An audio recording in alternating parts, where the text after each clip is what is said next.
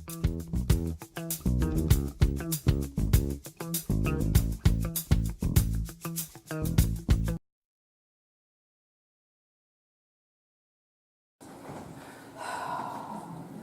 let's all take a breath together.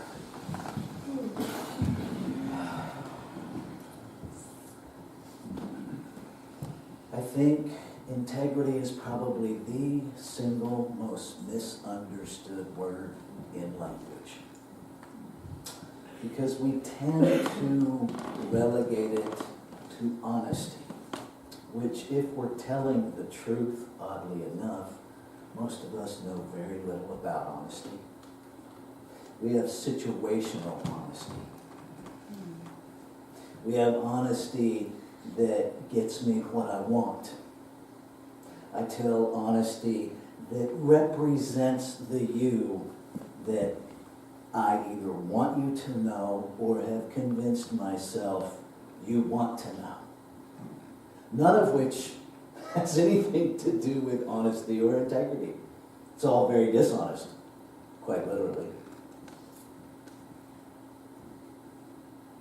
We are living in such a time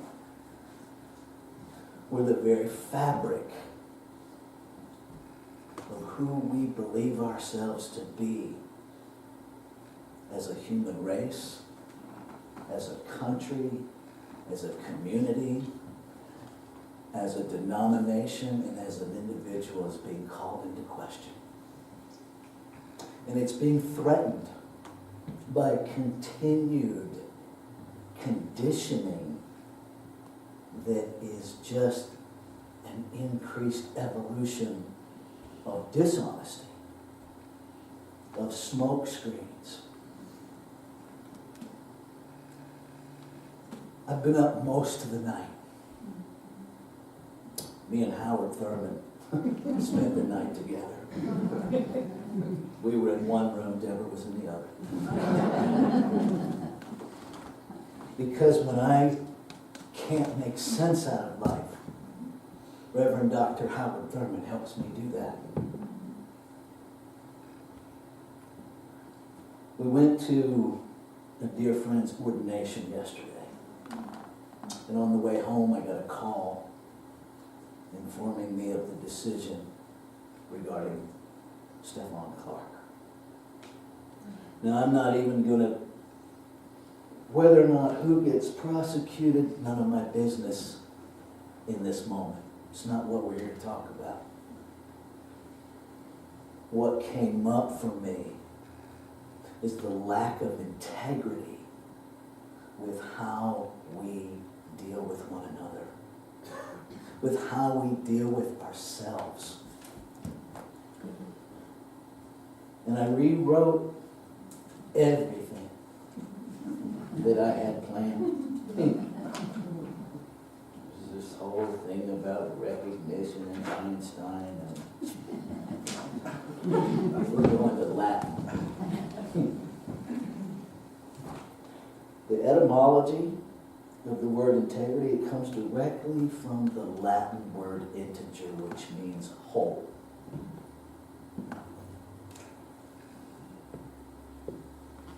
It quite literally is two words, in meaning not, and tanger meaning to touch. It is a wholeness that is untouched, unconditioned, unaltered. In the abstract, in the adjective form, it means intact, whole, complete. Sound familiar? Mm-hmm. In the figurative, it means untainted, upright. And in the literal, it literally means untouched. When I look at that definition of integrity, I know I am integrity. It's not something I have. It's not something I get. It's what I am. It is what you are.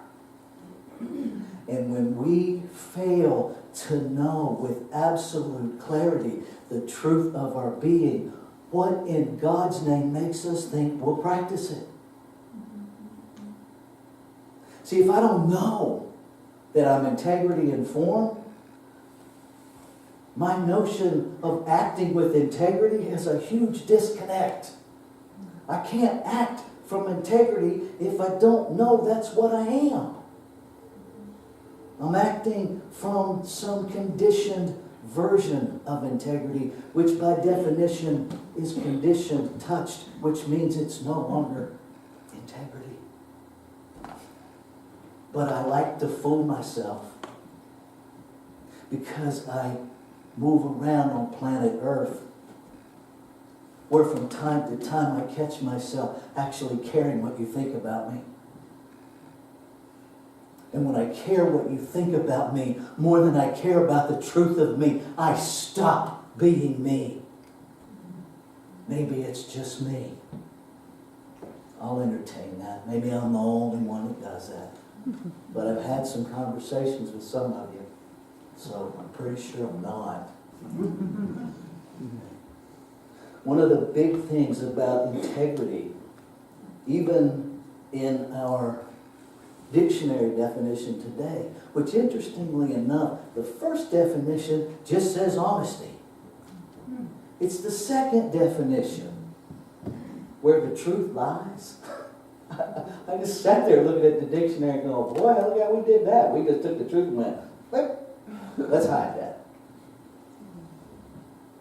Soundness, wholeness, completeness, purity, correctness, and get this, blamelessness. So if I'm acting in integrity, I'm blameless. Which means I have nothing to defend. So if I find myself being defended, that's a signal that I am out of integrity. I'm out of touch with the core of my being. I'm out of touch with the truth of who I am. One of the other words that is often missed when we talk about integrity is consistency. See, if I am consistently who I know myself to be, I am the same every place I go.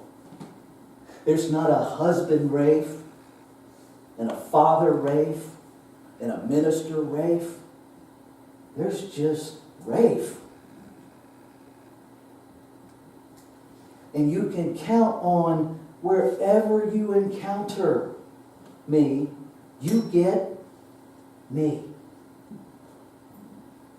Authentically me. But again, authenticity goes to, I have to know who I am. I have to know who I am. What I want you to know this morning is who you are. The brilliance, the abundance, the intelligence, whatever it is that I cannot articulate because the infinite will never be effectively articulated in finite words, is you. Look around the room and you'll see God. Beautifully, exquisitely, magnificently individualized as you. There's nothing missing in you, so quit looking for it outside of you and look for what you think is missing inside of you, because that's the only place it is. That's the only place you're going to find it. It's not lost. You're distracted. There's a difference. When I played with this idea of integrity and consistency this morning, I had a realization that every dog I've ever owned has more integrity than I will ever have.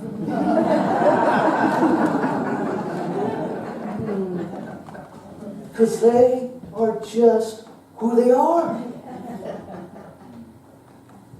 See, Thor, probably the smartest dog I have ever been privileged to be its human.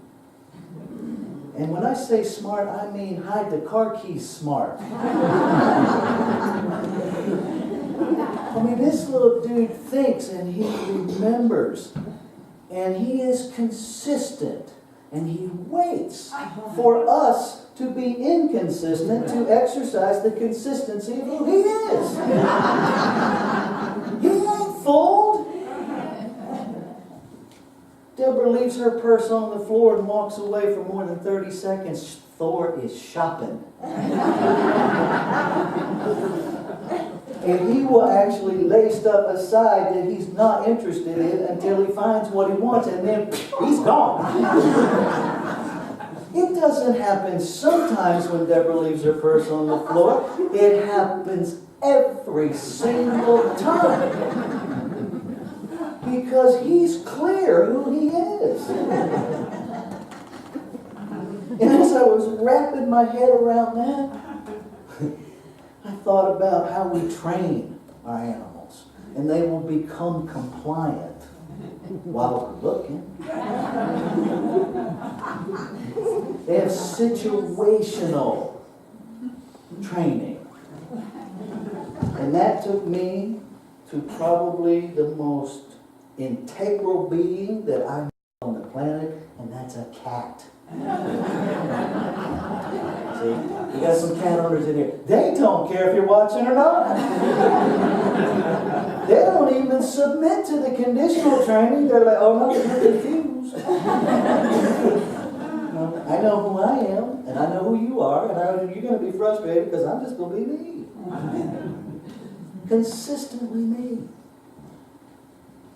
What would happen in your life if you showed up with the same commitment, the same clarity, the same consistency as a cat?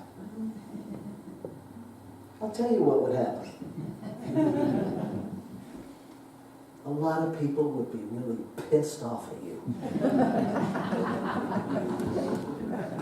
Yes, I said pissed off from the pulpit. And I used it for alliteration. Which I didn't even know I was going to do. See, because we expect one another to show up a certain way. For me to be in integrity, for you to be in integrity, you have to be honest with yourself first. And then in those moments where someone wants you to be something you're not, you have to learn to say no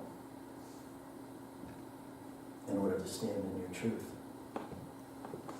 And I assure you, people will have feelings when you do that. People will have opinions about you when you do that. They will write entire stories about your character because you utter a 2-letter word. And it really has nothing to do with you. It has to do with this lie that we tell ourselves that we don't like change. Big lie. If we had a stack of $100 bills and everybody got one coming in the door this morning, I'll bet nobody would be complaining. And that's a change. What we dislike is not getting what we want. That's what we dislike. And when we stand in our truth, somebody's not going to get what they want. And they're going to write a story about you. You know how you know that? Because you write the same story about them. Quit acting like you. Why would they do that? Same reason you do it. Because we're all taught to do it. And we're not taught how to stand in that space of, wow, I didn't get what I want. I got some feelings happening here. We're so busy trying to change how we feel that we miss that our feelings are an integral part of our internal communication system. See, if we will just be with our feelings and ask, what am I to know? What's the rub? Because feelings come from a rub. It's an emotional friction. And if you will just lean into the inquiry, the feeling will dissipate as soon as it has informed you. That's its only purpose, is to inform you. And when you allow it to do its job as an integral part of you, it has no reason to be there, and it has enough sense to leave. We cement them and catalog them and hold on to them by refusing to feel them. Over and over again. And the worst thing is that we rob ourselves of the lesson that they came to give us.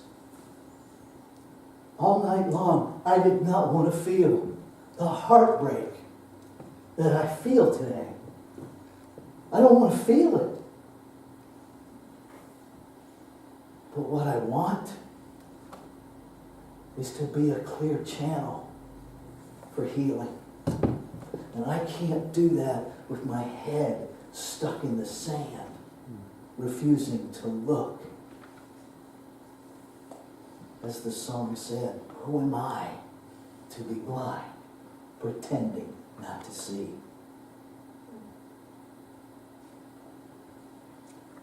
See, if we understand oneness, you're just another cell in the same body that I'm a cell in. So what right? Who am I to pretend like your cell doesn't matter? Oops. Who am I to pretend? My own body doesn't do that. Every cell in my body communicates with every other cell. They notice. I have white blood cells that when they notice there's some infection in another cell, they race over there to help. They're called T cells. They're called helper cells. What stops us from identifying an infection in our greater body, whether it's community, our city, our town, our state, our society? What stops us from helping? What is the... No, I won't look. We already know it's there. You can't refuse to look if you haven't noticed it already. We already see it. One of the most precious things to me about this community that I know as Sierra Center for Spiritual Living is the conversations that I had within that first month that I was here. More than one of you came to me, shocked the bejabbers out of me with some version of, I recognize I have white privilege, help me learn how to use it to make a difference. I don't think you know how rare that is. I don't think you get it. But I want you to. You're amazing. The fact that you even want to wake up is amazing. The fact that you take that next step to actually do it is beyond amazing for such a time as this. Because the stage is set for us to run the other way. To hide behind our white fragility and just not look. And I'm looking at a group of people that have enough courage to go to their hearts and say enough already. And to own that I don't know what to do. So here's what we do. We start at home. And when I say at home, I mean your own internal home. Because before you can know the wholeness of anyone else, you have to know the wholeness of you. And so anything that is operating in your thought processes that tells you you are less than, I invite you to go home, sit down, and literally craft an eviction notice. I'm not kidding. And then read it to that part of you in the mirror until it's gone. Because there's nothing in you that is broken. There is nothing in you that is incomplete. There is nothing outside of you that can fix you, because you are not now, nor have you ever been, nor can you ever possibly be broken. You are perfection in form. It's who you are.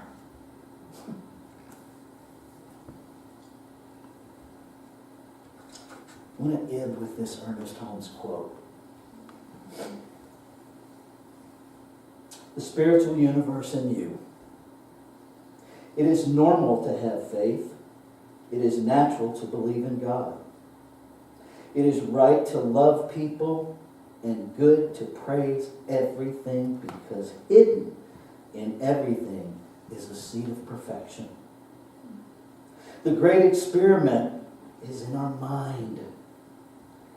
Here, in the integrity of our own soul, in the simplicity of our own heart, we can prove what the ages have longed for, lived for, and prayed for.